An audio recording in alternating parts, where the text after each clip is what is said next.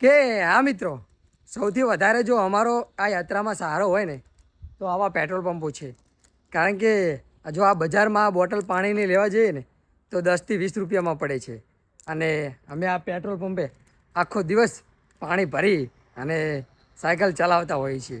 અને ક્યારેક તો રાતે રોકાવાની જગ્યા ક્યાંય ના સેટ થાય ને તો પેટ્રોલ પંપવાળા ભાઈઓને પૂછીએ ને તો એ પણ આજુબાજુ કંઈક સેટ કરી દેતા હોય છે.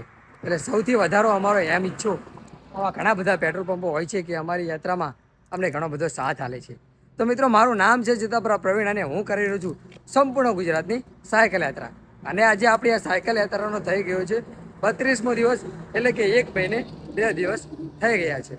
અને હાલ હું હતો રાજુલા અને હવે જઈ રહ્યો છું બગદાણા ઊંચા કોરડા મોગલધામ બાજુ. તો બસ મિત્રો, મારી આ યાત્રામાં થોડો ઘણો સાથ હાલવા માગતા હોય ને તો વિડીયોને આગળ 2-5 લોકોને જરૂર સેન્ડ કરજો. બાકી બધા કમેન્ટમાં હર હર મહાદેવ લખી અને મારો થોડો હોસલો વધારજો.